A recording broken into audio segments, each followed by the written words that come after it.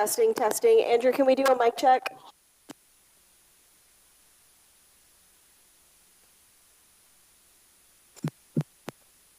Ashley, can you hear me?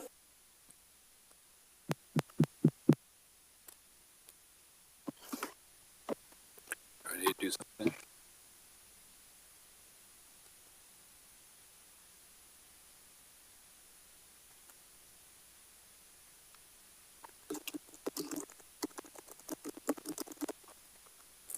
Testing, testing.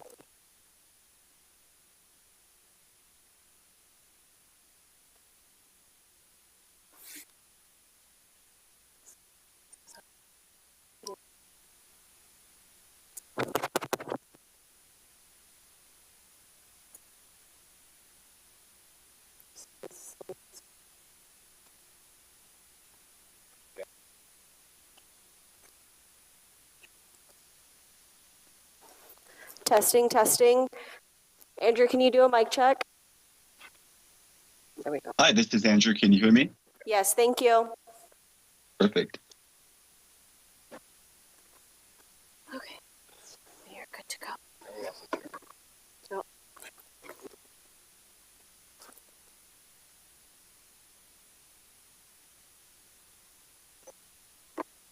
There you go. Yeah, ready to go.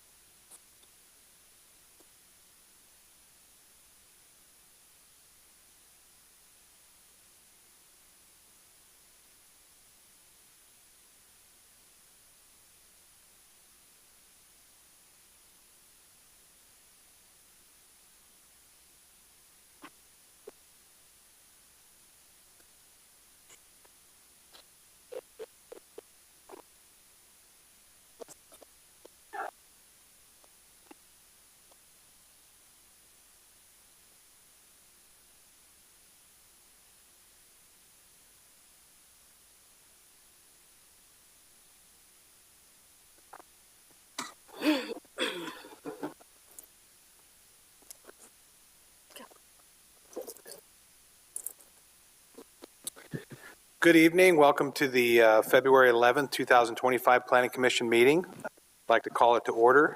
I'd like to start by having the Pledge of Allegiance, please.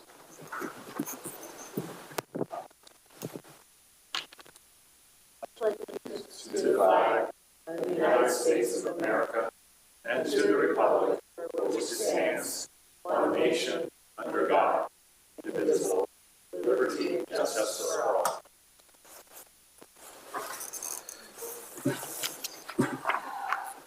Great, thank you. Roll call, please.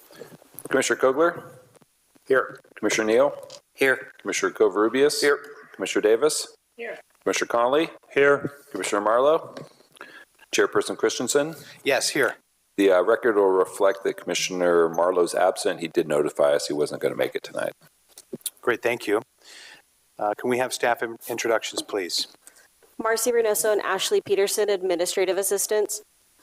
Warren Fraze, Community Development Director. Katie Bannister, Associate Planner. Judith Esperanza, Capital Projects Engineer. Rita Berman.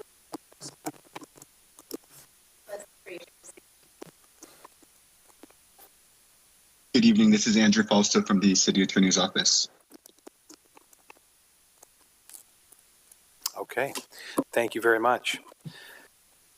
Moving on with the agenda, any public comments regarding the matters that are not on the agenda tonight, please stand up and state your name. Seeing, is it on the agenda tonight? And so it'll have to do with the topic of discussion tonight?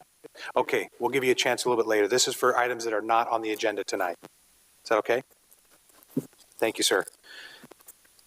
Moving on to the public hearings, discussion item number 1, Niblick Road. We have a presentation. Thank you, Chairperson Christensen. So this is an exciting project. This is the Niblick Road Complete and Sustainable Pedestrian and Bicycle Improvements. So as I said, an exciting project that's been a long time in coming. So a few statistics about Niblick Road. It is one of our highest traffic volume corridors. The stretch between River Road and Spring Street is the highest traffic volume portion of our roads. About 30,000 vehicles per day travel over the Niblick Bridge. And then at the intersection with River Road, about 20,000 vehicles go through there on a daily basis. It is also a corridor with one of the highest traffic incident rates. There have been 4 bicycle collisions between vehicles and bicycles in the last 4 years. In addition, there's a number of schools, multifamily projects, shopping centers along Niblick Road. So lots of uses that are connected by this corridor. One of the problems with Niblick Road is there is a large stretch between Rambouillet and Creston Road that does not have sidewalks on the south side of the street. This is just a quick, just a snapshot of a near country club. So no sidewalk to the right, no sidewalk to the left, which in a corridor where there's schools and other pedestrian friendly uses, it's a shame to see gaps like that.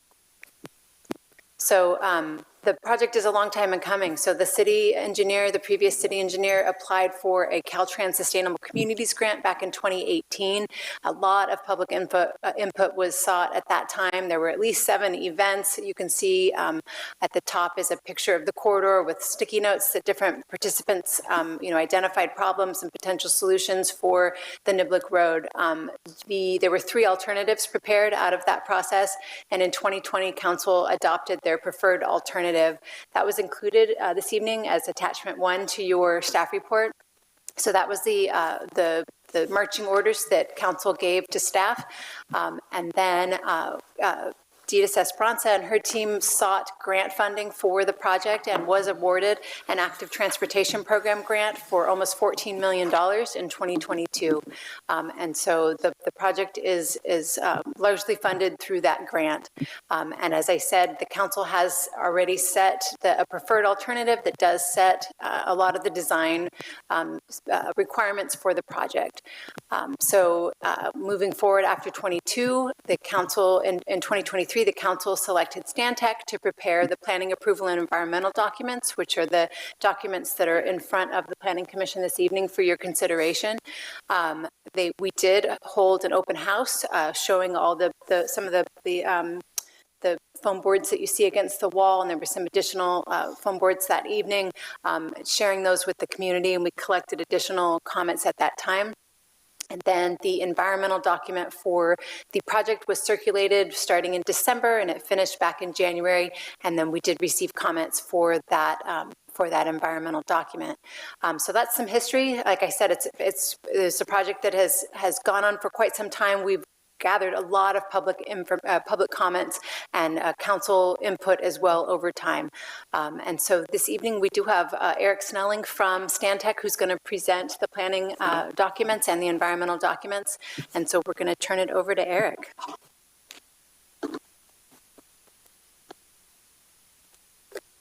Okay, good evening. Yeah, my name's Eric Snelling. I'm with Stantec Consulting. My office is based in Santa Maria. I live in San Luis Obispo. It was our privilege to work with the city staff on this phase of the project, which is primarily looking to gain planning approval and environmental documentation for the project so it can move on to the next stage. Going back, reviewing the project objectives, this is really intended to create a safer trail for bikes and pedestrians along the Niblick Road corridor. We're looking to also enhance connections with other trails and other trails and areas of the city, and then include the sidewalk improvements that will have fully accessible curb ramps at intersections. We're adding additional street trees and enhancing landscaping along that corridor. And then also, where possible, implementing stormwater improvements along the corridor. So kind of stepping back at the project elements that have been included in the plans, include a 10-foot wide raised multi-use path that would be used, could be used for pedestrians and bicycles.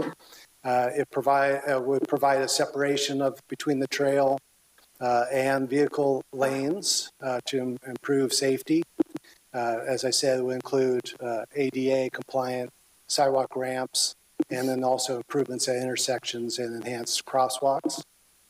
And then includes additional bike lane striping, wayfinding signs, and other safety signage along the corridor. The project would include enhanced lighting to improve safety at night for nighttime use of the trail. And then we've also included a proposed right turn pocket at westbound Niblick at Paso Robles High School. So just to review, the corridor extends all the way from Creston Road to Spring Street, about a mile and a half, the entire length of Niblick Road, primarily focused on the north side of the street where the multi-use path would be constructed.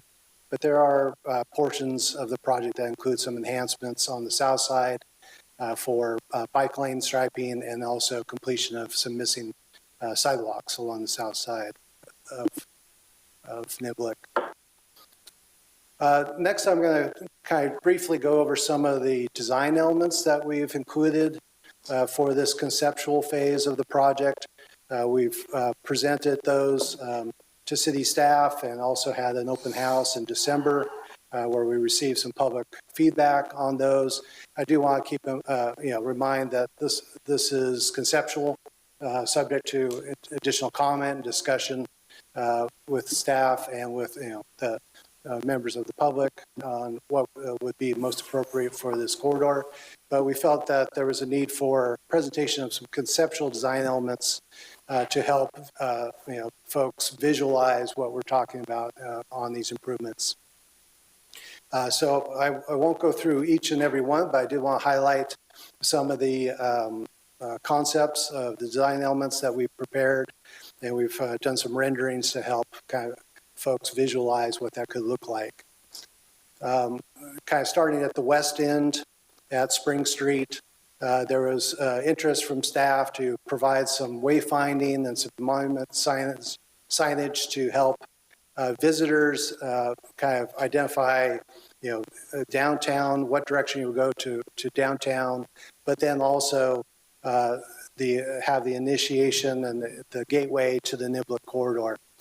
So we've presented some conceptual signage. We've received some feedback on those. We want to, carry that forward into the next phase where it'll be refined going into design drawings for this project. So kind of at the entrance to the Niblick corridor there on the west end, we developed a kind of a gateway feature that could be something like what's shown on the screen to help identify the beginning of this multi-use path and corridor, kind of identify and distinguish Niblick Road corridor from the downtown corridor. So when you turn onto Niblick, you know that you're going into a different portion of the city that's more related to the residents and folks versus tourists and visitors. Yeah, so a couple other examples of some of the elements we've come up with to help further this discussion. This would be located at the Salinas River trailhead there on the east side of the Salinas River. We've identified some potential for enhanced signage and a nodal design to bring people into that trail along the Salinas River and show that you're at a junction between trails and two different trails within the city. Kind of going further east to the commercial district there, at River Road. We've included some conceptual design for enhanced bus stops, kind of within this unifying theme. Also enhanced landscaping, a bus stop turnout, and then signage related to the corridor. You can also see, I didn't mention before, but we had included some concepts on railing that could be used to help separate the trail from the vehicle lanes. Also, you see that this area with enhanced landscaping, enhanced street trees, trying to make it more pleasant for pedestrians and transit users there at the commercial center. We also considered the need for some pedestrian improvements. How folks will, walk between the bus stop and the sidewalk, the trail area, and the commercial district there in the shopping center. So this is really just an idea that could be further fleshed out in the next phase of the project. We also identify the need to enhance there's a triangular shaped parcel that's owned by the city there at Quarter Horse Lane that actually currently serves as an informal trail for students that are walking to school. And so we saw that there's an opportunity to improve this area and make it more welcoming and really enhance that parcel. Okay, so moving on to the east at Paso Robles High School. This is where we spent a lot of effort looking at how can we enhance the pedestrian access there at the high school, make it a safer intersection in front of the high school, as this does get impacted during the beginning and end of the school day. So we've included some suggestions regarding how can we bring out the school mascot, and really bring that into the Niblick corridor and make it part of the corridor features. So another example, bus stop that we've included, you could include decorative pavements, striping, and painting of the sidewalk to enhance that and really bring that as a unifying feature there in front of the high school. Okay, so moving east, we also took a look at Appaloosa Drive. There's a stormwater detention basin there, and we saw that there could be a potential to enhance that and bring that, so it's not so isolated by removing a wall that's there currently, and make that a unifying feature there with the trail and the corridor. And then quickly, moving to the east, here's at Creston Road. We have offered some suggestions there on conceptual design elements, including signage, enhanced landscaping, and railing and other ways to enhance that, which is currently kind of a blank area with the sidewalk. And finally, this is some ideas that we've come up with for consideration as ways to enhance the existing walls, do some wall treatment there for those walls that are along Niblick. We understand that those walls are private. So these panels were suggested as an option for enhancing the area without actually attaching to the walls. These panels could be constructed as freestanding panels in front of walls as a way to beautify and enhance that corridor. Okay, so moving on to the environmental document, as Katie alluded to, Stantec prepared an initial study in compliance with California Environmental Quality Act, or CEQA, to review the 20 different topics under CEQA to see if there were potentially significant impacts associated with this project. We also prepared some supporting documents, including the biological study report, air quality emissions estimates, cultural resources survey report, and a phase 1 environmental site assessment to see if there were likely significant impacts. And what we identified was there are impacts associated with the project, but they are all within the level that can be mitigated using standard mitigation measures. And so we identified, potential impacts associated with air quality, biological resources, cultural resources, hazards, hydrology, noise, traffic, which is not unusual for a construction project, that there would be a need for some standard measures to be implemented during construction of the project. So like I said, we identified that we could mitigate all those impacts to less than significant levels using standard mitigation measures.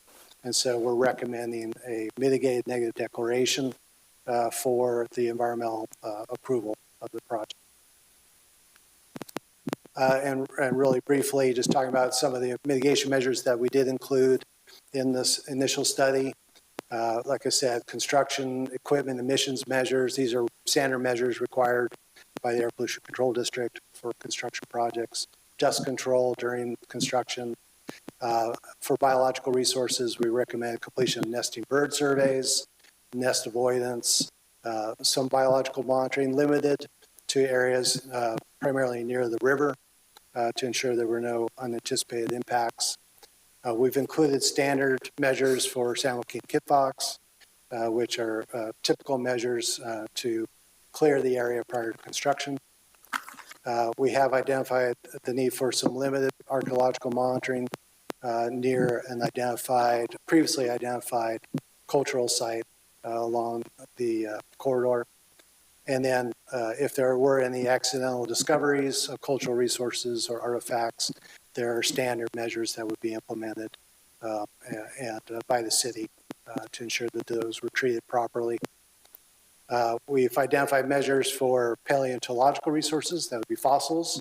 There are potential for fossils to be found in the hillsides there on the east side of the river, and primarily mega mammals, which is your saber-tooth tigers, your camels, your horses, could be identified.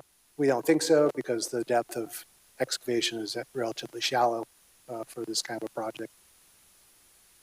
We've included measures for construction timing, ensuring continued access to commercial properties during construction, erosion and sediment control, which are standard measures for stormwater protection, construction noise reduction measures to reduce impacts on nearby residents, traffic control plan to ensure that circulation is maintained, vehicle access is maintained during construction, and then some truck traffic limitations to reduce those impacts. So I'll hand it back over to Katie and finish up. Yeah. Thank you. Thank you, Eric. Let's see here. So just to give a little bit more background to the Planning Commission, as Eric mentioned, you are looking at the planning approval and environmental documents. And so I think an important aspect of this is that the Planning Commission is working within a framework that was adopted by Council in 2020, and that did include the 10-foot path that's on the north side of the road and Class 2 bicycle lanes and the eastbound travel lanes, of Niblick. And so within that framework, there are two items for Commission's consideration this evening. The first is the environmental document, and Eric just went through the potential environmental impacts and the mitigation measures that are proposed. The environmental document only considers the environmental impacts of the project, and so it does not consider the merits of the project.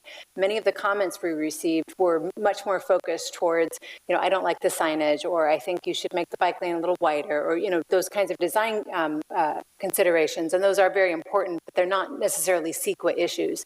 There are comments from an agency and a couple of other folks that are a little bit more tailored to environmental impacts, and the staff report does include a response to those comments, and so that would be part of the resolution to approve. We did inadvertently omit one comment in the response to comments, and so in the paper set that you were given, it does include the last comment we received at the open house, and so there is one additional comment. in favor of additional pedestrian enhancements. And then we did also receive a comment today that was, in my opinion, not an environmental issue, but again, more of a design consideration. So as I said, there's two items for you to consider this evening. The first is the environmental document, and then the second is that planning approval. So this is really where if the Planning Commission thinks that there are some features that need some refining, details that need, that the Planning Commission has preferences for or against, that planning approval is kind of where that would head. The grant, there is a timeline for the grant, and so it's important that we do keep the project moving along. And so we are asking that the Planning Commission make a recommendation to council this evening. We are recommending that you approve the environmental document, and we certainly welcome any comments that you might have about the design of the project. I forgot I had put this slide in here. So the theme of the public comments, you have the actual public comments in front of you, but those that address the merits of the project, we definitely had comments about what happens when a pedestrian or a bike traveling west leaves the project at Spring and Niblick. So that was a concern. There definitely were comments of folks who wanted to see Niblick optimized for vehicle traffic only and did not support additional pedestrian and bicycle improvements. Concerns about long-term maintenance of the project. We, of course, know there's going to be increased traffic from the Olson, South Chandler, and Beechwood specific plans, and so there was concern about that.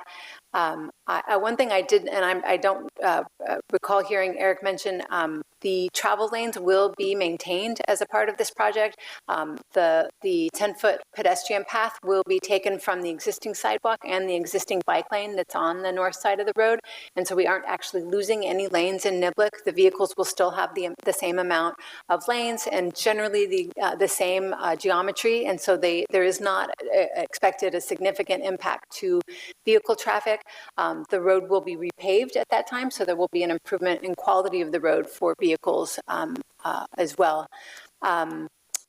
We did have a comment regarding expanding the capacity of the westbound left turn lane at River Road. That is actually a project that the Olson South Chandler Ranch specific plan is going to be addressing. They will be expanding the capacity of that left turn lane. And so that comment is actually already addressed by the specific plans. Almond Acres has made some requests for their own westbound right turn lane, as well as some reduction in pedestrian features in order to accommodate that request. There was the comment that was omitted from the staff report was to provide additional pedestrian and bicycle access to the Woodland Plaza Shopping Center. And then the comment we received today was regarding the gateway improvements, and the commenter found them distracting and not attractive. So those are things for the Planning Commission to consider for the merits of the project, but not necessarily related to the environmental document. So as always, the Planning Commission does have options. This is a recommendation that you're making to the City Council. And so the first would be to adopt the draft resolution that recommends the City Council approve the Niblick Road Complete and Sustainable Bike and Pedestrian Enhancements Project, as well as the Mitigated Negative Declaration and the Mitigation Monitoring and Reporting Program. And that would be based on the findings in that resolution. If the Planning Commission doesn't feel that they have enough information, you could refer that for the project back to staff. As I said, we are on a timeline, so that is not a recommendation by staff. The third would be to recommend the City Council deny the project, and certainly that's not our recommendation. But I think in addition, the Planning Commission could make amendments, make recommendations for the design characteristics of the project. So, to approve the mitigated negative declaration and to recommend approval of the project with any design changes that you would like to see. Staff does recommend that you approve the project and, recommend approval of the project to the City Council, as well as that mitigated negative declaration that has mitigation measures associated. And that concludes our report. Thank you. Okay, so we'll bring it back to the Commission for questions of staff. And would any of the commissioners like to start? Commissioner Covarrubias? So, Katie, I got a question regarding the grant, because there's a lot of questions. I had it as well. I saw a lot of questions evolving or surrounding traffic. congestion. We start off the presentation talking about volume, traffic volume. But the grant is specific, right, in that it wants to address specifically biking, cycling, pedestrian, correct? It does not get into traffic. It does not get into signaling, congestion, any of those things, correct? That's correct. The grant it's an active transportation grant. I'm sure I didn't say that exactly right, but the intent is to improve the experience for pedestrians and bicycles on Niblick Road. So I think that's part of the public challenge that we have, is that a lot of people are concerned, rightfully so, about congestion. So when we talk about safety, pedestrian, biking, cycling safety, I find it interesting that we're not also implementing somehow some facet, congestion, traffic flow, vehicle flow. You see where I'm getting with that? So I think that's where the challenge is for folks in our community, especially those that live in that surrounding area. Absolutely correct. It is very crowded there during specific times of the day. Looks like somebody wants to say something. Hi, Commissioner Covarrubias. Hi. Just wanted to add the fact that concurrently we are initiating a traffic signal master plan, which is going to council at the next council meeting to address just those concerns. One of the focus areas is Niblick. Awesome. I was hoping they'd hear something like that today. Okay, so let me move on to some other things really quick, and I promise I won't hog it up. I drove the route a couple times today because I really wanted to pay attention to the route. The railing that is being proposed, fencing, borders, whatever you want to call it, that's going to separate the sidewalk from the traffic. Realistically, if a vehicle is moving at 40 miles an hour, which I think is the speed limit there, if it were to veer off onto the sidewalk, are those pillars strong enough to keep the vehicle from actually going over that anyways? I'm curious to find out if the pillars, if you want to call them pillars, if they're more cosmetic or do they actually serve a purpose? Yeah, I would say the approach on the railing that we've taken to date is not to stop a car. It's more to provide a visual separation, and also maybe addressing a child on a bike so that they did not go into traffic. So it would, maybe stop a bicyclist that was having trouble on the bike trail, but it wouldn't stop a car. One of the limitations we have there is the width. Sometimes, in some places, we only have 10 feet for this trail, and it needs to be 10 feet. So there's not extra room for, walls in between the two in most cases. But, I'd like to hear feedback on that.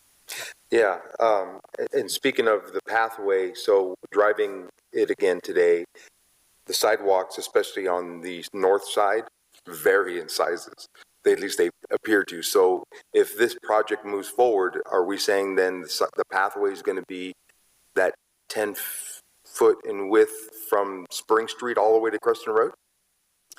That's correct. Okay. And then what about the south side? Because you mentioned the same thing, places like Rambouillet, there are no sidewalks.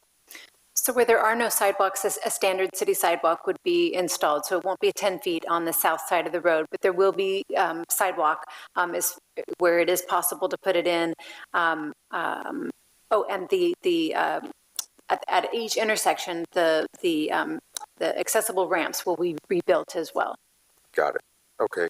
The railing that we're speaking of, I certainly see it going across Niblick and parts there in front of the high school. Does it go all the way up Niblick to Creston? That call it protective railing? I believe it is. Is that? Yes, correct. Okay. I was trying to see that. The connections to the bike paths, are all of the bike paths that it's trying to connect to, I saw the diagram, are those all existing bike paths, or are there some enhancements to create new bike paths? One of the largest connection would be to the Salinas River Walk, and that's existing. This would include some improvements right there. There's some, kind of deficiencies that make it hard to traverse the trail a little bit right there. But other than that, I think everything else is just bike lanes on adjacent roads. Trying to remember around the Highlands Church, there's a bike path that doesn't quite connect to Niblick. But the other connections, let's see, I'm trying to, you see on Nicholas goes through there, but that's a street. So it's just, I think, it's a bike route, not a bike path. Oh, and you see the Centennial Path as well. So those are existing.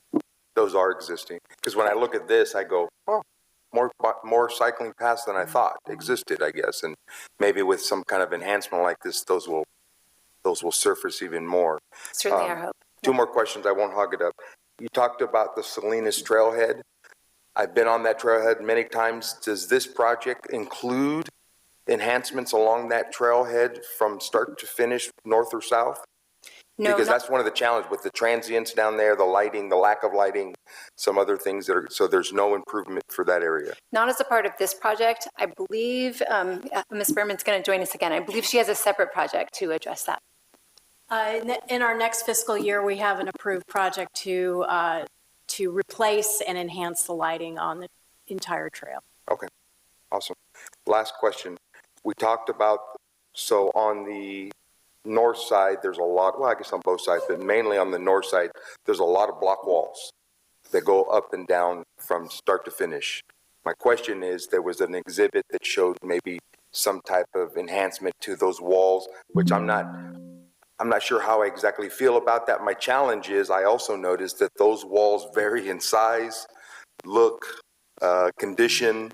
So is the intent then to repair some of those walls, put new walls in, or are we just putting lipstick on it? And by trying to make it look nice when it's, because if you look at art like this, call it art, to me it doesn't really conceal anything. It's supposed to enhance it, but if the block wall behind it is in dire straits, I guess my question is, what's the point? Yeah, the walls are definitely a big challenge associated with this project. There, as you said, the walls are in various condition. Many of those walls are on private property, so that's one consideration. Many of the adjacent neighbors have built up their yards behind those walls, and they weren't necessarily intended to be retaining walls. I don't recall exactly, are we going to be replacing any of the walls with this project, or is that, yep, Ditas, please. Those walls are all private properties, and so we're just trying to enhance the look of it by doing these intermittent banners or murals or whatever you want to call it. But all those walls are private walls. Okay, that's interesting that the idea is to improve visually the look of that area, which I totally understand. Right. But yet the walls are in some cases, not every case, but in a lot of cases, they're not in the best of conditions. And I think, go ahead, sorry, Mr. Chairman or Mr. Commissioner, I think that would be a good example of something that you might want to suggest on to as a recommendation of the council, that maybe that's something that's not included in the project, but maybe worthy of some additional analysis. Yeah, appreciate that. And I lied, I'm going to ask one more question. With all the added landscaping and the enhancements, has the city done, or has there been some kind of preliminary budget on what the upkeep and costs are going to be for all of these enhancements? I would assume it's going to be a pretty penny annually for maintenance and upkeep. That is also Ms. Berman's specialty. Short answer, not yet, but as part of the project, we will have that developed so that when the project is built, we can budget for any needed maintenance. We have had significant input with Stantec and their landscape designers to make sure it's something that we feel is realistic to maintain. Okay, so I appreciate the answer. So I guess my feedback to that is, how is a project approved without completely understanding what the cost to maintain it's going to be? The cost to maintain will be considered separately from the project. I mean, we will have those numbers as the project is developed. We have a grant number that we'll have to work in. The maintenance isn't part of the grant. I mean, there will be contractual maintenance for, I don't know what the specs say, probably a significant amount of time after the project is built. In that time, we will include those numbers in a request to council for upkeep, but that's something that's typical and standard procedure to request that budget once projects are built. Interesting. Okay. No more questions. Commissioner Kogler. Commissioner Kogler. Thank you, Mr. Chair. Just a couple of questions. First of all, the corridor, if there is one in the city that cries out anymore for pedestrian and bicycle improvements, I don't know where that would be. So I understand there's a need by the community to understand how traffic moves through, but the movement of pedestrians and bicyclists with 3 schools and residential areas and everything else is imperative in this corridor, and I'm glad to see this project focused on it, and I think it does a pretty good job in that regard. I had a number of the same concerns that Commissioner Cover has already voiced. I was curious if any property owner consultations had begun yet, or if that's later in terms of the way the walls are going to be dealt with. I think that's a critical element that can't be overlooked in this, and whether or not the city is ever in a position to provide some matching funds for somebody who wants to rebuild a wall or something creative needs to happen to make that change, because it is quite a hodgepodge of styles and things that occurs along there. Just a general comment, I think the design palette needs a lot more thinking and consideration. I understand it's representative of what could be, but I think when going from could be to what actually will be is going to need to take another look at alternatives and precedent images and things that people might have ideas about. The railing that the picture was on the screen a moment ago, I don't understand exactly how that relates to the city. There were some comments about the downtown entrance on Spring Street that I don't 100% agree with, but I agree with in spirit. I just think that needs more attention, and it won't be the role of the Planning Commission, obviously, to redesign that tonight. But I would just advocate looking closely at that, bring back some alternatives to whomever needs to review, and particularly creatively figure out how to address the wall fence situation, because it's a pretty big deal on this corridor. I think that's all. I guess back to Commissioner Cover's first question, can you speculate at all? I realize there's going to be signal planning done, but at the end of the day, and if we ignore the enhanced traffic that's going to come from the specific area plans, is traffic going to move better through this corridor than it does today? Can you give any indication of how that will occur? The goal of the traffic signal master plan is for an integrated, synchronized system that's what you call a smart system, so that it reacts to existing conditions. And that's what we're starting. I can't give you a timeline on that, obviously, yet, but it is a goal of the council, and we're moving forward to implement that across the city. Very good, thank you. That's all, Mr. Chair. Just one comment just on traffic. One of the major sources of congestion on the corridor is the schools. And a lot of that's due to the students arriving and leaving in vehicles. The purpose, or one of the goals of this corridor, is to improve it for bicycles, pedestrians, and bus transit, ideally creating an opportunity for mode shift where rather than students thinking their only option to get to school is to get a ride in a car, is that it actually becomes an effective and attractive pathway to ride or walk your bike. If we could get a lot of those single occupancy, student drop-offs, convert those into pedestrians and bicyclists, that would transform the corridor in terms of congestion.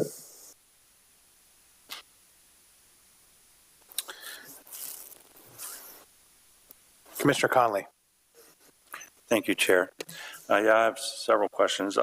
With regard to the scoping of this project that was done, did the funding restrict the type of scoping that was done for this project to the extent that it didn't look at traffic capacity or any of the other things that there's a lot of people commenting even during that time that could traffic capacity be a part of the project? And I was just wondering if there was any thought to either if the funding restricted that, and or if there was any thought to having other funding participate in this. I'm sure transportation funds could have been made available through SLOCOG or Caltrans in that regard too. So I don't mean to take a step backwards, but I'm just wondering about the history of how the project was scoped. I think Kate explained that in 2018, there was a community visioning process that went on.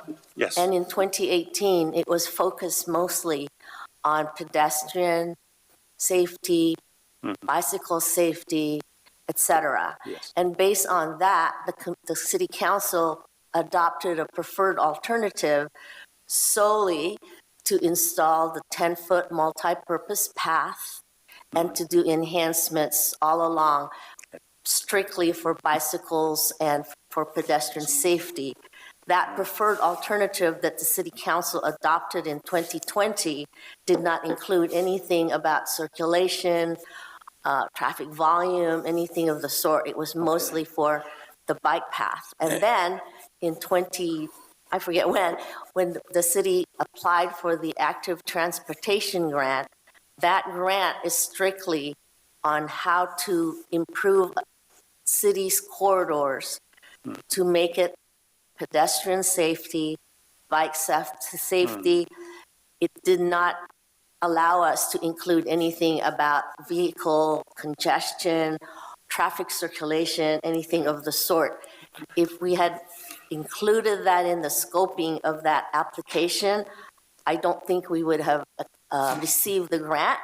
That's solely because that's why it's called active transportation grant. It's solely to improve bicycle safety, pedestrian safety within the cities in the state of California. If there is another way to do the grant for traffic circulation and volume, certainly there's other funding for that sort. That's why, like you said, SLOCOG has those things. Unfortunately, those types of grants aren't very readily available. The state of California likes bicycles and pedestrian safety, and those are the grants that are only available right now.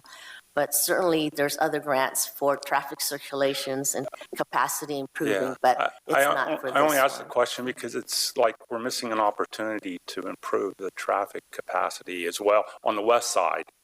I know we've done a lot of good stuff, and as focused as the project is, it does what it needs to. I think it's a great project for pedestrians and bicyclists, but most people who travel that corridor are in cars, and they're worried about getting home at peak hour or going to work at peak hour. And I think on the east side, you've done a good job. I guess it raises the question. I think there's a right turn pocket being extended going northbound Niblick to, westbound Niblick to northbound South River Road. There's some type of pocket. Is that a part of this project? That would be capacity increasing. That would be like as you go westbound on Niblick and you get to South River Road. I think you're putting in is that part of this project to put in a right turn pocket? I think Chandler Ranch is so they're on conditions of approval to do there's like those. mitigation from Chandler Ranch that's doing that? I think so, yes. Okay. Yeah, both the Olson and South Chandler projects are conditioned to make improvements to the intersections in these highlighted areas. So they'll be adding additional right and left turn capacities at both those signals. So what you have is some already mixed funds in this. I mean, you've got the corridor funds and you've got Chandler Ranch mitigation funds in it as well. Is that what I'm hearing? Well, there's separate projects, but they all... Oh, it's a separate project. Okay. Yeah, they're all separate projects, but they all are designed to enhance the corridor and improve traffic flow. Okay. Will that right turn pocket be constructed with this project, or would it be a separate contract? It's going to be constructed in the next couple months. Oh, I see. So it'll be a separate contract. Yeah, it's much faster than what we're talking about with this bikeway. Okay. So some of these traffic enhancement capacities could be a separate project, either during or before or after the project that we're talking about. I mean, you've got the specific plan for the Chandler Olson, and it's precipitated these projects. Will there be any other projects that would precipitate, or any more analysis of needs like Ox lanes, increased, like take for example going northbound on South River Road, and you're going to turn left and go westbound, that's kind of where Kennedy Fitness Center, that could use increasing, but I don't know if there's a traffic analysis that said there was enough impact from Chandler Ranch to do that. It's just one example.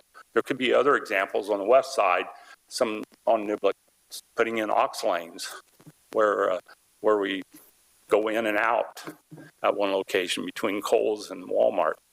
Those are all things that I think people in cars want to see. They want to see extended left turn pockets. They want to see extended right turn lanes and that type of thing.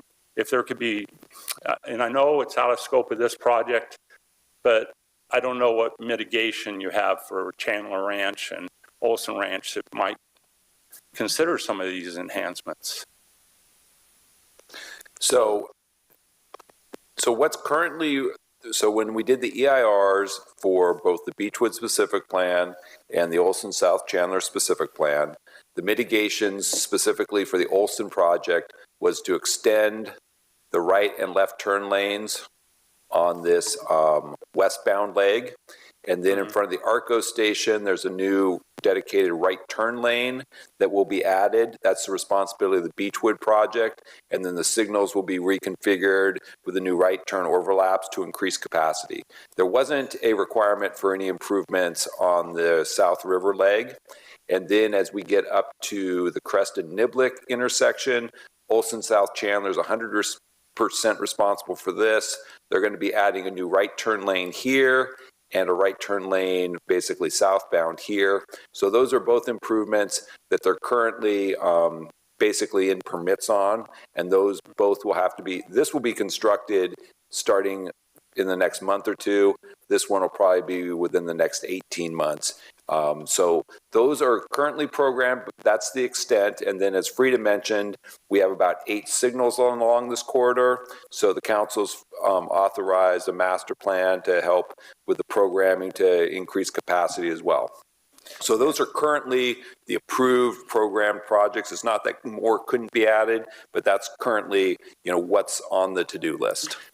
And forgive me, I'm digressing from what you're trying to achieve here, but I think it's important for the public that are in cars that they see improvements as well as people on bikes and pedestrians see improvements. I think the project's great. Like Commissioner Kugler mentioned, that we accommodate the bicyclists and pedestrians. It'll be safer for them. I think it's a good job, good project for that. And particularly on the east end of the job, our project, I think it does a lot for the high school. It does a lot for the community. Was there any consideration of the enhancement on the off-ramp as you get northbound 101 approaching Niblick? I didn't see any enhancements there. I know you have a gateway project, a monument sign, but beyond that, there's no enhancement between the like you get the overcrossing of the freeway, you go under, and there's that monument sign. But is there going to be any enhancement on? I know it's Caltrans right of way, but could there be any enhancements on the off ramp? Currently, we don't have any identified mitigation projects on the off ramp or that Spring Street entry, other than the signal optimization that'll be part of the master plan.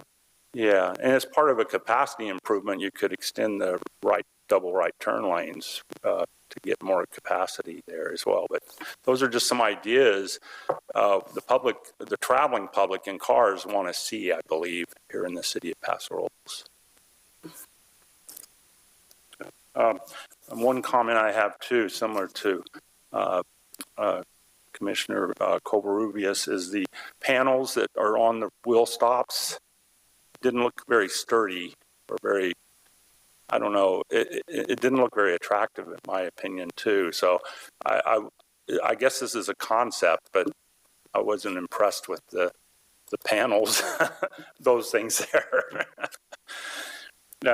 And maybe it's just for delineation, but it certainly wouldn't stop a car. But even if it's just delineation, I think it could be a little more attractive, in my opinion.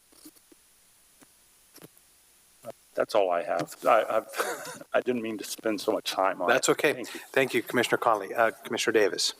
No, I understand where you're coming from, but I think Frida said that they're going to be looking at that at another time. Yeah, I think that's, I do know that there's concern from the community. A quick question, Katie. Somewhere in the presentation, there was a comment that the configuration of the multi-use path was raised. Is that like curb height raised? Is that what that meant? That's correct. Okay, thank you. And I guess another circulation. Well, I have a circulation question with the corner curve extensions. I call them bulb outs. What's the correct terminology? Either way work? That's the word I use as well. Okay. Yeah. With those at the major intersections, I mean, we're saying there's no narrowing of traffic lanes, but we've said there's 30,000 cars crossing the Niblick Bridge in that area. Will those bulb outs have a good turning radius for trucks? We know we have trucks turning. It's a circulation question. Will there be any narrowing, any challenges to circulation like for larger vehicles? Yeah, those are all, details to be worked out in the next level design drawings. But there would be these bulb outs at the main intersections to decrease the kind of that space that the pedestrians and bikes have to cross while they're exposed to cars. So there could be a little tighter turn for vehicles as they go navigate around that bulb out. I think that comes to some circulation questions and throughput in the intersection. So that's something that I'm a little concerned about. And then I had a question, and it was concerning I know it's conceptual, and I agree with Commissioner Covarrubias, or excuse me, I think it was Commissioner Kogler who talked about the graphics weren't final, but the conceptual signage for the downtown, I'd like to see that again on the screen, please. We have a beautiful monument sign to the right, and to me, that signage in the middle is, I don't know what the word is, it's just not appealing to me. The downtown, I know we're trying to lead people to the downtown. If Norma was here, she'd be happy that we're trying to entice people downtown, but the signage to me, conceptually or not, is not really what I would like to see at that intersection. So that's more of a comment, I guess, than a question. That is merely conceptual at this point, I guess, would be the question, Katie. Is it the linear sign that's kind of marching down the... Both. It's the whole thing? The whole thing seems Okay. to clutter that intersection. I don't think it's going to help clarify much. Okay. I have a problem with the aesthetics of that. And so through traffic, that one. Okay, and go back to the Bearcat image, the Paso High, yeah. So there seems to be consideration of the circulation in front of the Paso High. Great. Has there been equal consideration in front of the Charter Academy? I'm hearing from the community there's concern about in and out at our new Charter Academy. So the current plan does not include a right turn lane for Almond Acres. There's not adequate room to provide the facilities that council put into the project. You know, in 2020 they set a design that they wanted to see, and there's not adequate width to put a turn lane at the Almond Acres site.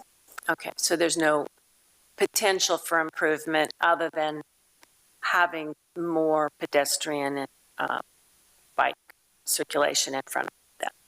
So currently there's a bike lane and a sidewalk, and that would be combined into one pedestrian path, but it's not additional space being given to pedestrians. It's a safer and more pleasant pedestrian experience. Okay, thank you. I just had to ask the question because I think there was some community questions about that. Thank you. Anyone else? If not, I'll have some questions.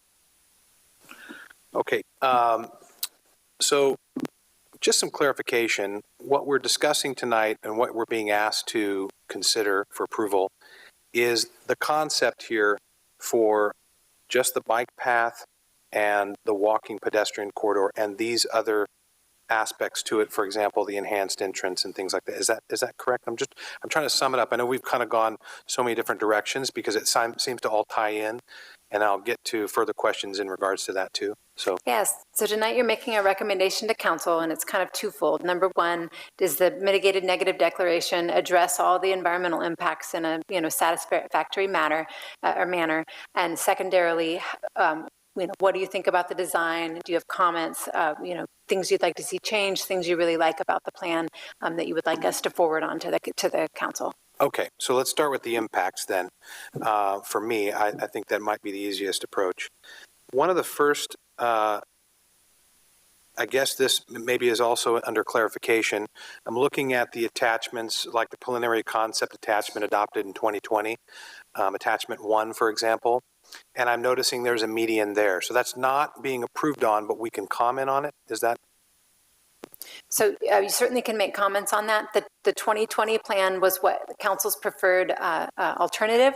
And then the plans that are included as Exhibit A to the resolution are those planning approval. Those are really the documents that we're looking to forward to council. So they gave us initial direction in 2020. That's attachment 1. And then those concepts have been refined further. And those are the plans in Exhibit A. So certainly you can comment on whichever plan you want to, but the plans we're looking to forward to council are not the attachment 1 2020 plans. They're refined and they're included as Exhibit A. But they take into account the items from 2020 in attachment 1, for example, like the median. Is that correct?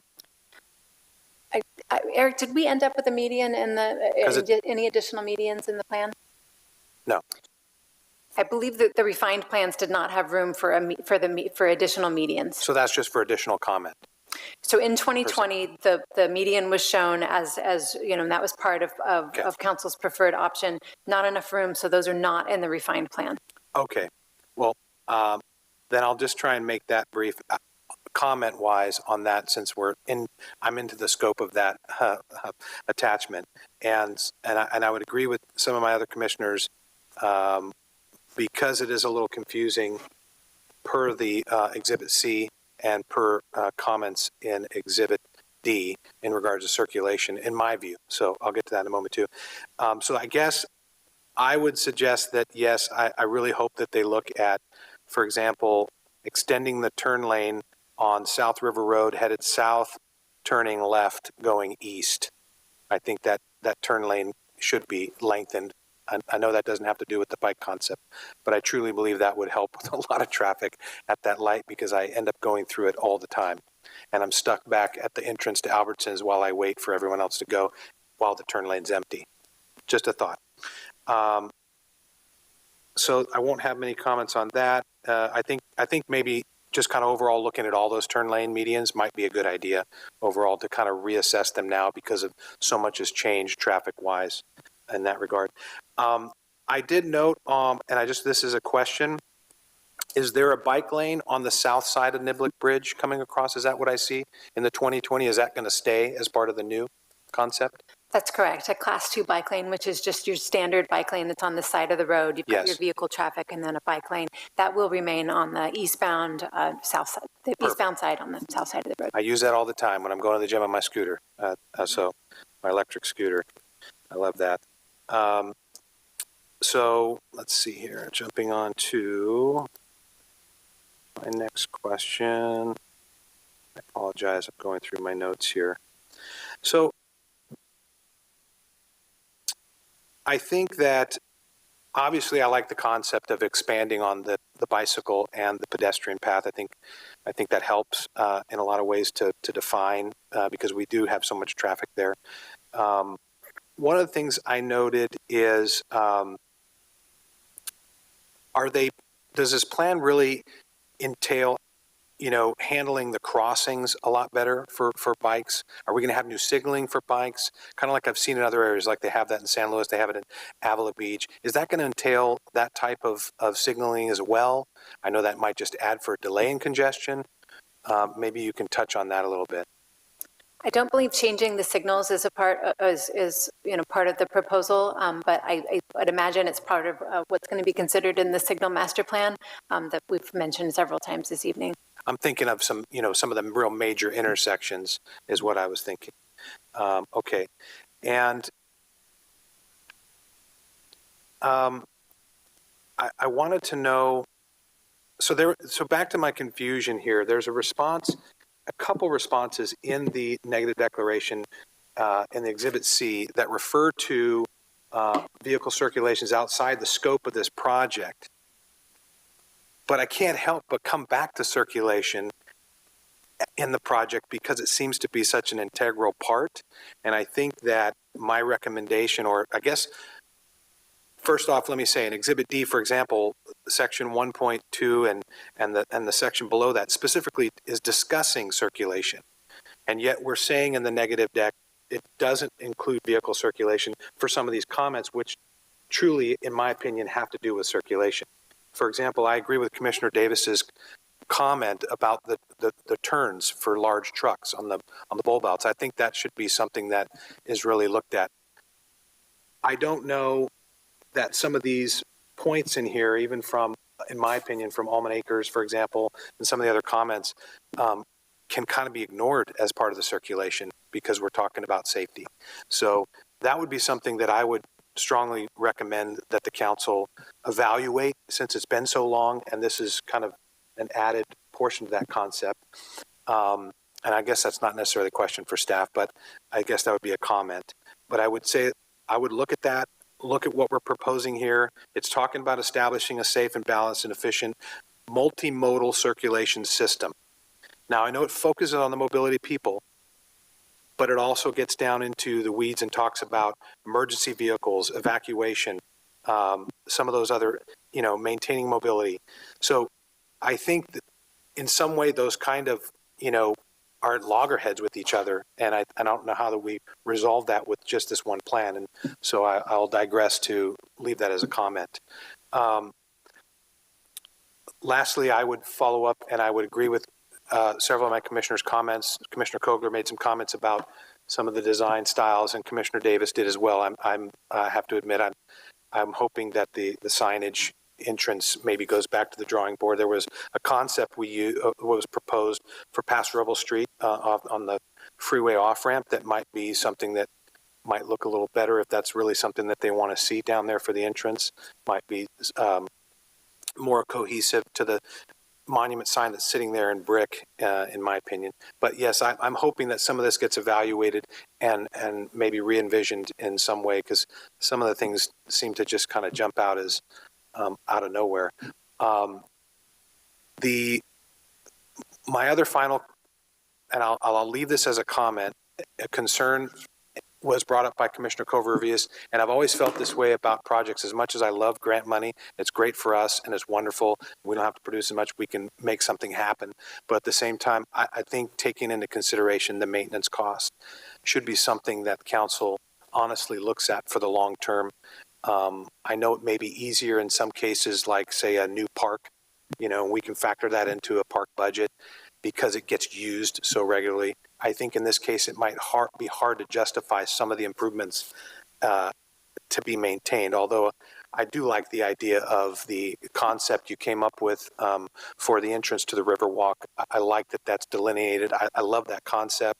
I think opening that up and having kind of daylight there, so to speak, is a good concept in general.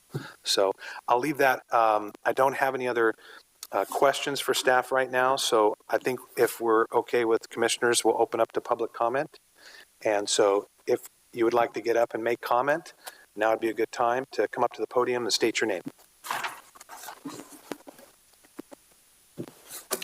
My name is Leaf Rebuck. I moved up Paso Robles in 2006 when I got in the Navy. I've lived on Niblick Road between Country Club and Creston since 2013. I own a house on Niblick there. Some concerns I have, what raised my attention to this meeting was the issues we have at Almond Acres. During the time when the school's in session, there's traffic's unbearable. The traffic usually overwhelms the lights. So I don't know about this light master plan we have, but usually you sit through multiple lights when you get there, and then the middle divider road just gets full of traffic and you can't get to your house. I have to sit there and in the lane waiting for cars to clear so I can get to my driveway. My daughter can't get to the driveway. The Rosemary turns and Country Club turns all fill up with traffic. The only pedestrian activity we really see out that way is during those school hours when the parents and kids are walking between those two places where they park. So that's my biggest concern is the school. Having seen this presentation, it kind of raises some more concerns. We can go through it if you want, but one of the things is looking at the numbers, we say we're not changing the lanes, but we're reducing the footprint by 7 feet, the width. It's a 69-foot wide road that we're dedicating 23 feet of to pedestrians and cyclists. I don't know what study we did that says that many people travel that on foot or on bike, but it's not that many. I live there. So I'm concerned about that. Real quick, the Appaloosa turnout there, the drainage, that area floods every year when there's heavy rain. And if we put a 10-foot raised platform there, I don't know what that's going to do to the rest of the road. That's something to consider. The Salinas Riverwalk, it looks cool. We all know who's down there. I don't let my family go down there. I don't know if there's a plan to have more police presence down there. That's something to consider. Sorry, I took some notes. Yeah, my main concern is the traffic with Almond Acres and trying to find some way. I heard there's some traffic plan that's supposed to be in place where they're supposed to be busing people in and out, but it's not been enforced. I have kids walk across my lawn kicking rocks. I have parents calling me names because I ask them not to kick rocks in my cars, stuff like that. They're pulling branches off of trees in my other neighbors' houses, throwing stuff over fences with other council members I've spoken to about this. And there doesn't seem to be any sort of resolution for that. That's something you guys can consider, work with them and try and find another way to get around that. My wife has sent emails to them and got no response. We've tried to work with the school to find a resolution, but there is none. Traffic on Niblick, Niblick isn't a gateway. If we're trying to push people downtown, I don't know why we're considering trying to send them up Niblick. It's not a gateway. It's how people from Tascadero get to Walmart. It's how people get to their homes. It's not a place where we're trying to promote walking. You guys are talking about putting a 13-foot wide walking path in front of my house. I don't know how that's going to impact me and my neighbors, how we're going to pull in our driveways. When right now we can't even get to our driveways as it is with Almond Acres. So some things to consider. I'm very, very much against this idea. I don't know why we think, I mean, we know what the temperature is in the summer. We know the temperatures in winter. People aren't walking that road. So I don't know why we even applied for the grant, but if we have a grant, doesn't mean we need to use the grant.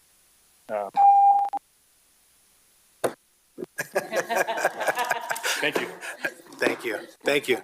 Please, by all means. Yes.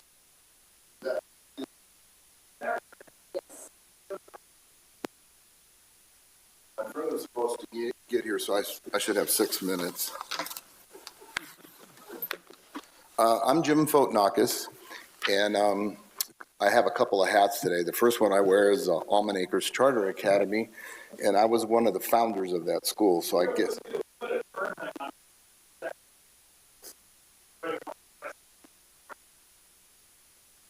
We'll give him his 3 minutes first. Was that a question of me or what? No. Why don't you go ahead, sir? Yeah, I'm sorry. That's okay. I'm one of the founders, and I'm the administrative consultant for Almond Acres Charter Academy. And we've been working for 3 months now, and just had a 3 o'clock meeting today. Warren was there. I met with the city planners, the design people, and it was specifically for what you brought up, Robert, is the traffic that we have on Niblick Road. I wasn't really planning to speak here tonight, so this might be back and forth.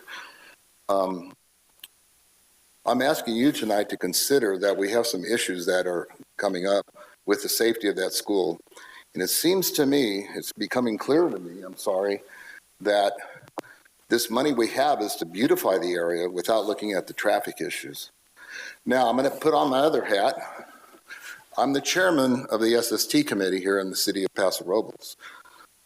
We advise, we overlook all the funding that comes in from J20, the E12, which is now I-24. So I see no reason, which I'm going to bring up on February 26th with our committee, why we can't commingle some of those funds with this beautification money, because we're going to resurface that street anyway. Deedus is not going to be my best friend now.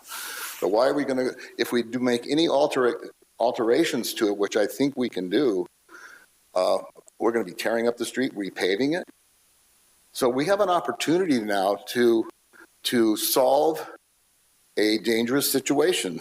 Like I wrote here, every day, a dangerous situation unfolds on Niblick Road as hundreds of vehicles queue to drop off and pick up students. I read your 1,712-page report, I believe, correct? And I read the 912 survey responses that you had in that report. And most people were confused also because a lot of the questions in the survey had to do with traffic and how many times do you travel. Now, the 4 bicyclists that come to our school, out of 500 kids, there's 4 cycles. People ride their bikes to school. And when you do an elevated class 1 or class 2 bicycle pathway and guard it off, the parents are still going to line up along Niblick Road. They just can't get over to the side because right now they're in the side of the bicycle lane and they're squeezed up against the side, and large trucks coming from Food for Less are barely missing those cars. That is a dangerous situation. So what I'm asking, we're not telling the city what to do. I'm not an engineer by far, but there's something can be done to mitigate that lining up of the cars. Now, we're going to try to do a few things to try to get those cars off the road, but we cannot tell parents what to do on the streets. We can only control that little school. I did not place it there, okay? We're there. No matter how we got, that's terrible. In summary, there's a lot more I have to say. If I could mail this to you, you could read it. And I'm asking you to consider, not before, as you recommend this, to take a look at the mitigations and stuff we have in this plan. I can send it to you. You can talk about it later. Thank you. Thank you for your time.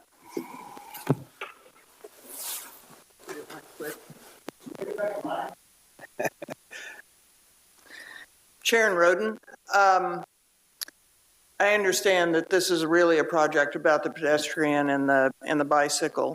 I'm shocked at 30,000 vehicles. I would like to know how many of those vehicles are transporting kids to and from the schools.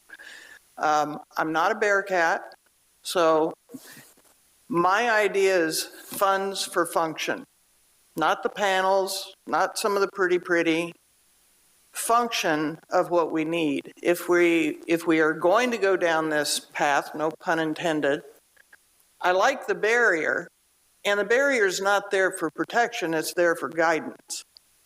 But the one thing that, as Katie as a cyclist will tell you, we're usually taught to stay off sidewalks. So sharing a pathway with pedestrians goes against most cyclists' viewpoint. I'm sure they'll get used to it, and hopefully if you build it, they will come, but I'm not convinced either. Only time will tell. But if we're mandated that we're going to have to produce bicycle paths for people, then that might be the road we have to go down. There is an issue with Almond Acres, we all know that.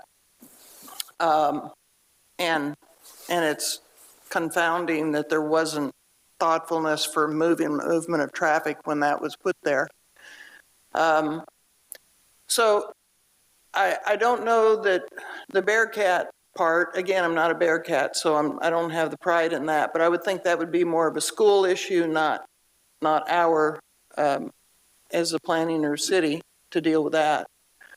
I'm with Commissioner Davis on the signage. I think you look at some of the signs in Monterey that are on the side posts, I think those are attractive and quite useful, and people are used to trailing down instead of looking up. Anyway, I don't know if they'll be used, and as far as any of the high schoolers using the bikes, everybody remember when they got the first car? You took it to school. You made sure that you took it to school. You went to school in that vehicle. You're not going to transition over to a bike, most likely. So if it's something we have to do to move us along to other projects, to have the bicycle lane there on Niblick, I understand that aspect. But we don't need the panels. We don't need the extra, I don't know what the cost is for the extra, the jutting out up there in the second picture there. But I do think it's a good idea to have the barrier. Just, it trains your eye to move away from that. Thank you. Thank you. Do we have anybody online, Marcy? Any comments, callers? No, there's no callers. Okay, seeing none, we'll close public comment and we'll bring it back to the commission. Do we have any thoughts, comments, discussion? Commissioner Connolly? Thank you, Chair. The concern I have is everything in this project is good for bicyclists and pedestrians, and it's good for enhancement, and it's a good project. The concern I have is how much are we basically taking the toothpaste out of the tube and not being able to put it back in if we need the width for some other purpose like capacity increasing. This project seems like it's a good standalone project, but it might be narrowly focused to the extent that it puts blinders on what other improvements are needed for highway, roadway, vehicle improvements. And I'm disappointed that there wasn't a comprehensive review of both vehicle and pedestrian and bicyclists together, and that all we're doing is focusing on one aspect at maybe the future ability to do something for capacity. That's one comment I have.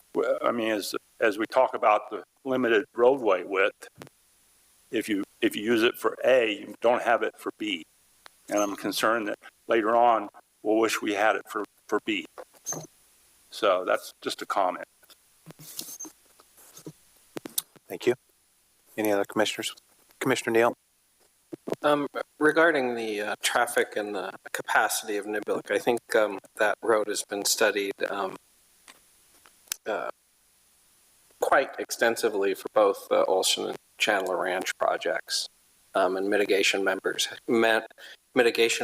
have been included in both those projects to mitigate and enhance the travel on Niblick. So I think us saying that we're not paying attention to traffic circulation on Niblick is not actually true. We have spent a lot of effort in the other projects to look at that circulation. So I think we need to take studies that have been done in the past, recent past, and kind of look at that in a whole. And I trust that the city and Public Works is doing that and paying attention to those items. And then on the MND, I think the traffic portion of the MND was mostly looking at the short-term impacts of construction, not necessarily the impacts of the project, so that the mitigation measures that were proposed address the short-term impacts, because this project did not impact circulation on Niblick in a negative way. So I do have a question on TRA2, limiting traffic from trucks from 7 to 10 to 2 to 7. I think that's going to extend your construction period significantly. So I'm a little concerned about that not being a realistic mitigation measure. But in total, and I also believe that the enhanced bus stops at the Niblick Shopping Center and the high school are an important component. And if we can make those bus stops a bit more fun, maybe they'll be used a bit more often. And the aesthetics, I'm not thrilled with the guardrail. I think that needs some attention. I don't necessarily mind as much as my other commissioners the entry monuments, but if that could be looked at in a different way, I think that would be helpful as well. And if I recall, I was on the commission during the Almond Acres approval, and I do believe that many of us brought up our concerns over traffic at Almond Acres, and we were assured by the school that they would address that on their own property. So I think this is a good project. I don't think we should, I think we should approve the project. I think we should approve the project, or recommend approval of the project. I don't think we should get sidetracked by potential impacts and what could happen in the future. We've studied this section of road significantly. So I will be recommending approval to the City Council. Thank you. Commissioner Covarrubias? I think well said, Commissioner. Katie, question for you. If I read correctly, it just came to mind. We got this grant. There's matching funds coming from the city, correct? That's correct. They are. It's in the staff report. My memory says it's about 3.4 million from the city. Okay. It's in that range. So I just about every commission meeting, I learned something, and to hear that we have this beautification project, which again, my wife is a huge cyclist, and to Sharon, I couldn't agree with you more. I tried to get my wife to ride on the sidewalk because she seems to hover too much towards the middle lanes, scares the bejeebies out of me, and she is insistent that cyclists do not ride on the sidewalk. So I found that comment very interesting. To Commissioner Neal's point, I do recall Almond Acre project, and I can guarantee you, if you were to listen to that session, there was multiple concerns about traffic. I also agree that Niblick Road as a corridor has been probably assessed more times over than we can imagine. And I couldn't agree more that everything possible is being done. Our city is just growing so fast. It is hard to project sometimes the capacity of what our roads are going to need to be able to absorb. All we can do is project. I do find it interesting that a project like this, that the city, though, would not budget in advance, at least somewhat, the expense for maintenance and upkeep of something to this degree, to spend the amount of money that we're spending on a project like this and not know what it's going to cost us to maintain it. I find that very interesting. Would never happen in my line of work, ever. So I find that interesting. As a whole, I agree with Commissioner Neal. I like the idea. I like the concept. I think anything we can do to enhance the beautification of our city. This is a big traveled area. We know that. To enhance it, I agree. I definitely think there needs to be some modification and redirection of funds. I just think that we're trying to, to me, it's too cosmetic. And when we become too cosmetic, it just doesn't look right. And I think that's what's happening here. It's too congested in some areas. I think the easiest way for me to put it is just to me, it's way too cosmetic. And I'll leave it at that. Thank you. Commissioner Davis? Do you have any comments? I didn't mean to put you on the spot. Yeah, I too am in favor of the project. I hear the concerns that the community has. I think if I could just add one other issue regarding the aesthetics, I expressed a disappointment with the what do you call it, the Spring Street Niblick intersection.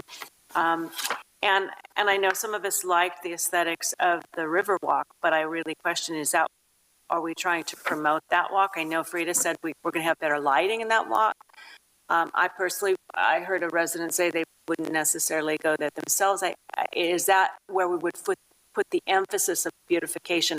I would rather see more emphasis on that major intersection there at Niblick and Spring than at the Riverwalk. That's my personal opinion. So again, I don't think we're here to make those final designs, but that was another comment I wanted to make. But I am inclined to support the project.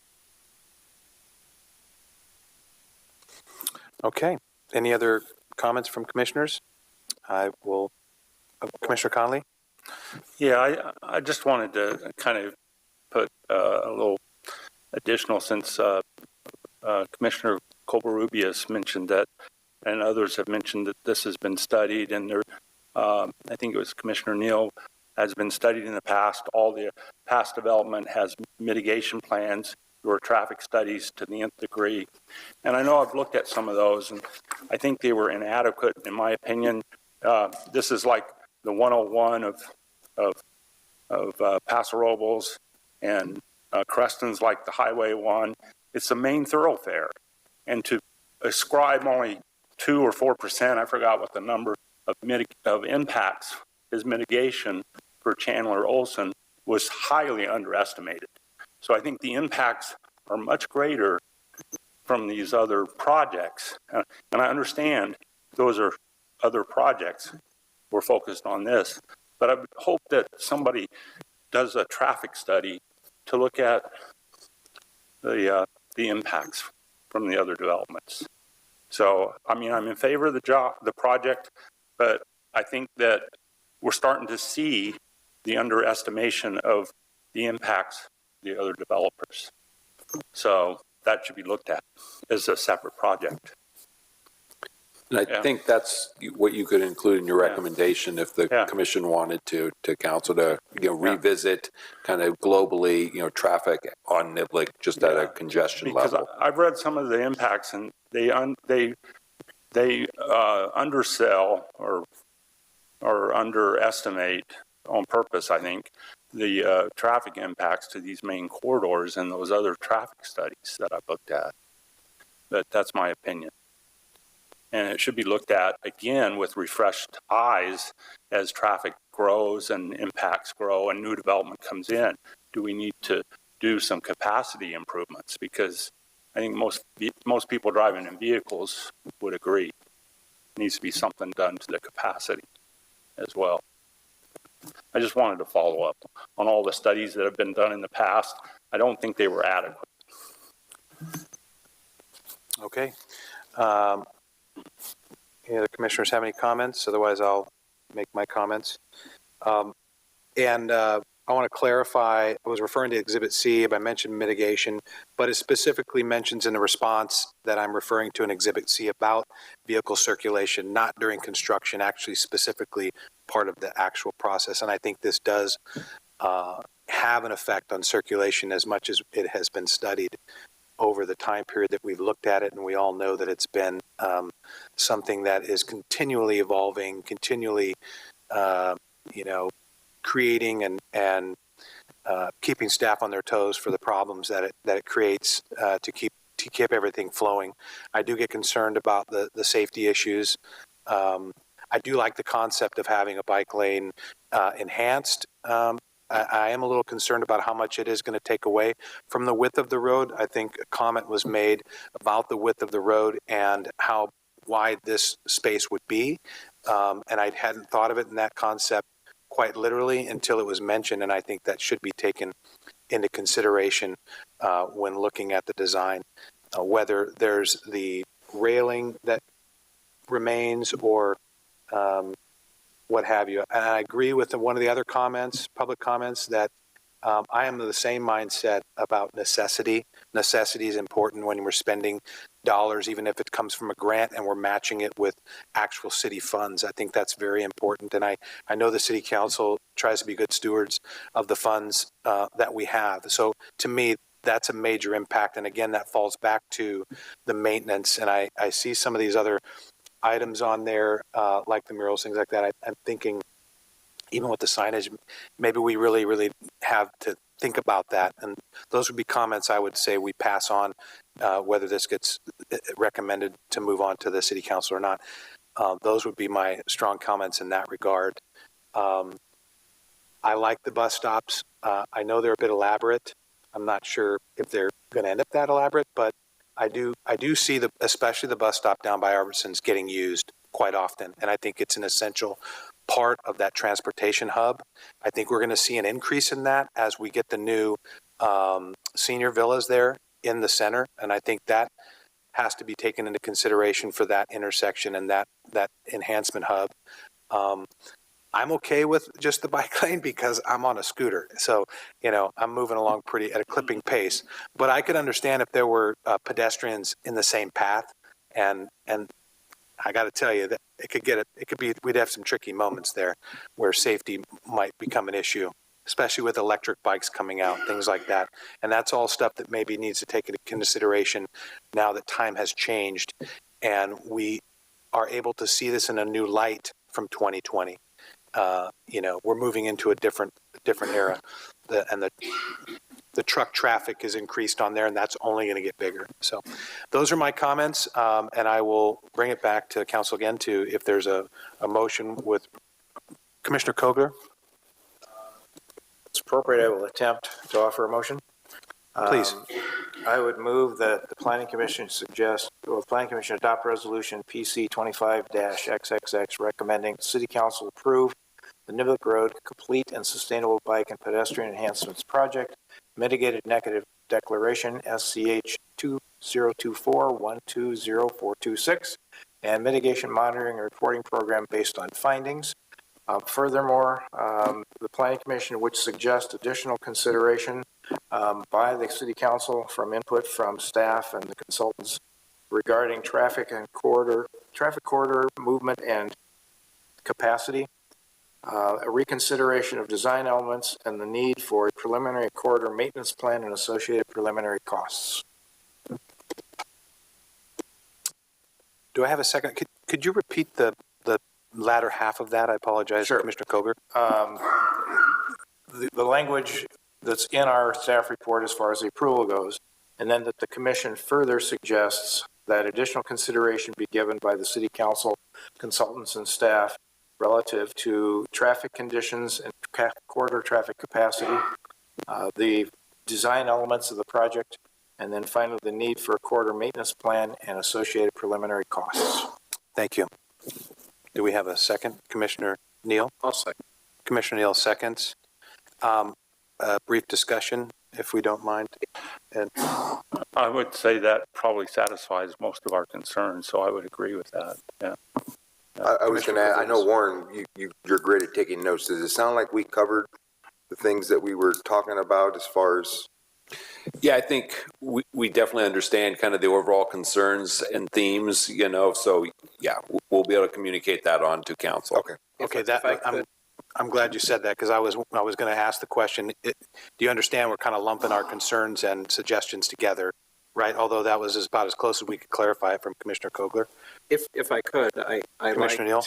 I thought the first comment and the second comment, or the third comment of those three adds really went well with this approval and recommendation.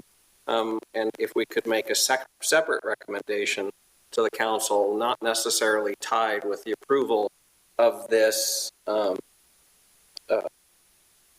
bike safety corridor or bike this particular grant, I would be more comfortable with then asking the council to commission another traffic study or some sort of traffic study separate from this approval for the Niblick corridor. So let me clarify. Which portion of what Commissioner Kogler was discussing as the additional comments and concerns? Three items: design. That was two. That was two. That was number two. Okay. May I reiterate Sure, quickly? please. There were three components to that, and staff usually can clean the language up a little bit. But one was related to additional consideration of traffic capacity, or traffic movement, and the corridor capacity. The second one was reconsideration and expansion thinking on design elements, and then the third was need for some preliminary maintenance plan and associated costs. So I agree with the last two, and I actually agree with all of them. But I would like to suggest that we pull the first one out and make that a separate recommendation. But I'm not going to talk about that. And it is only just a recommendation. So my thought was when I heard you give up the recommendation, and maybe this will answer for you, is that this would be projected on as comments and concerns for City Council to take into assessment along with the approval of this concept. Am I understanding that, Commissioner Kogler? That's the essence of my thought, because I think the way I tried to frame this at least is that the commission further recommends that consideration be given to 1, 2, 3 elements. And let them take into the minutia of those items on what they deem important to evaluate and maybe change. And how that evaluation occurs, yes. That's how I understood it too. Okay, I'm comfortable. And I think that there's plenty of existing material to evaluate all that without doing new studies, just to consider all of our concerns in this motion. Sure. So are you okay with that? Yeah. Yeah. Okay, everyone's, okay. So can we have roll call, please? Commissioner Kogler. Aye. Commissioner Neal. Aye. Commissioner Covarrubias. Aye. Commissioner Davis. Aye. Commissioner Connolly. Aye. Chairperson Christensen. Aye. Motion passes 6-0. Okay, thank you. And I want to thank everybody for their public comments too. And hopefully you guys will follow up as well with your city council members and express your ideas and concerns, because I think this is a very big project, and I think it's wonderful that you guys have that input. I skipped an item, so I'm going to jump back to it. Did we have any agenda items proposed to be tabled or rescheduled? There are none. Oh, boy, that was good. All right. Moving on to the consent calendar. Do I have a motion or any changes? I'll motion. Go ahead. Apologies. I'll motion to approve the consent calendar, DRC meeting minutes for December 9th, 16th, January 6th, January 13th, and Planning Commission meetings minutes for January 14th. And I'll second that. Conley seconds. Roll call, please. Commissioner Covarrubias. Aye. Commissioner Connolly. Aye. Commissioner Davis. Aye. Commissioner Neal. Aye. Commissioner Kogler. Aye. Chairperson Christensen. Aye. Passes 6-0. Thank you. Other reports, moving on, Paso Robles Streetscape and Ad Hoc Committee report. No reports tonight on that item.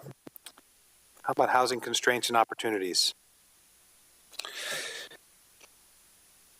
So we had a meeting in November. We're trying to schedule a follow-up this spring with the Housing Constraints Committee, basically look at the city's multifamily accelerator program that came out of the council's economic development strategy to increase multifamily residential production. So we'll be working back through the Housing Constraints Committee on a meeting that hasn't been scheduled yet. The other part of that is the zoning code. So one of the provisions when the council adopted the zoning code update, they wanted basically periodic review every 6 months and recommendations from the council and any refinements, changes that are needed. One item that wasn't included in the final council approval was the home occupation standards. They just basically kept the existing ones, although the commission had recommended some fairly significant updates and refinements to that code section. So basically, then the reason was there was a lot of public comment at council about some of the new standards for home occupations. So I think what we are going to do is we're going to hold a workshop with the Planning Commission and ask the public to come and comment to the commission on concerns and ideas about home occupation, and then see if the commission wants to change or modify or come up with a new recommendation to council, and then we'll move that back to council for consideration. Also, the recommendations on changes to the oak tree preservation ordinance were also not included, so we will probably discuss that to a certain degree as well. So that's probably going to be a March-April study session, so just be aware that that's coming your way. Okay. How about the DRC rotation schedule? Do we have any changes or anybody need to reschedule at this time? If not, you can always email or call in. Okay. Moving on to planning commissioners' comments. Do we have any comments from planning commissioners? Commissioner Conley. Well, on that subject, is there going to be a new schedule showing more of the calendar year? Yes, there will be, but we got to wait to get our new commissioner in. So I can't put one on there when we don't have a new person yet. Oh, okay, good. And just a comment, I really like the project, and I think the staff did a good job, the consultant did a good job. I don't mean to be a stick in the mud. I just know that there's a lot of growth and a lot of highway, a lot of traffic, And I don't think we're taking into account all the traffic, particularly during the AM and PM peaks coming off the freeway, going to the freeway, and those will hopefully be separate projects that mitigate impacts or enhances the highway capacity. And I hope that's still possible. But that's where my heart is traffic and highway capacity. And so I like to put my 2 cents in. So thank you. Great. Any other commissioner comments? Commissioner Kogler. Thank you, Mr. Chair. I'd just like to take a second to publicly thank the City Council for allowing me to sit here for 3 more years. And more importantly, to do, I think, what's some really good work with a really good group of people that sit around me. So I look forward to that interaction over the next 3 years as well. Thank you. Any other comments, commissioners? Make a comment. Commissioner the comment I'd like to make is I'd like to also thank the City Council for renewing Mr. Kogler. You're a fantastic commissioner, and I also would like to welcome Sharon to the team, who I think is going to do fantastic. So, welcome. Okay, well, Commissioner Neal. Real quick, Warren, I believe there was some comment about the makeup of the Housing Advisory Committee, and is that going to change? And with that, I believe Commissioner Kogler and I have been on it for, well, I think I've been on it for 7 years. And I think Mr. Kogler's been on it for close to 6. And I was wondering if that makeup was going to change, or if we wanted to offer the other commissioners a chance to sit on that committee. So that was just my comment. So the city clerk and the city attorney are kind of reviewing how the Housing Constraints Committee was originally formed and appointments. It was a unique committee when it was established back in 2016. It was we're kind of in a housing emergency issue, so the council kind of,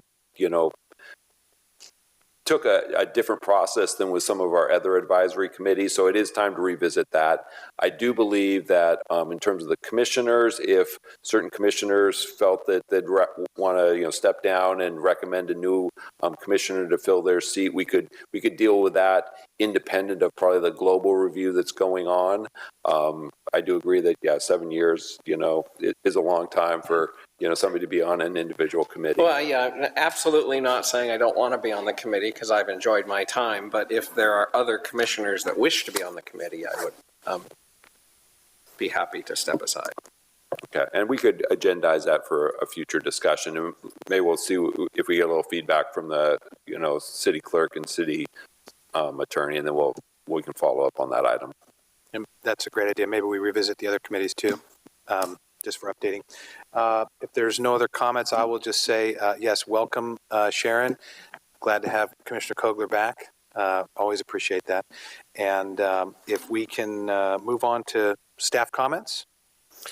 Yeah, so as you mentioned, the council did reappoint Commissioner Kogler. Sharon Rogan will be our next commissioner. So we'll be doing swearing-ins of the new commission term on March 2nd. So we do our annual reorganization dinner. Marcy, you want to just give us a kind of update on what to expect there? Yep, so we will be at the Paso Robles at the Matador Room, which is upstairs. I have sent out, I think, invitations and dinner selections for everybody. So if you haven't gotten your dinner selection, please let me know. And if you are bringing your +1, but it'll have an agenda. It'll be a public meeting, so it will be, just a special planning commission meeting. And then Commissioner Davis's last meeting will be the next meeting, which is February 25th. And then Commissioner Rogan, first meeting will be March 11th.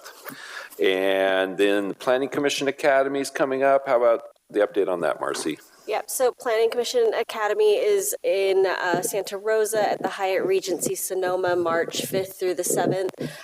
We have our chairperson Christensen signed up, and our new commissioner Roden will be joining as well. So I think that'll be really good to get her, kind of feet wet into what the Planning Commission is. So. Yeah, it is wine country. Just kidding. And then- Okay, yeah, go ahead. No, go ahead. And then finally, the boys' school project, also known as the Landing, the EIR is being released this week, so the public review period for the recirculated EIR will start this Thursday. That'll start a 45-day public review period.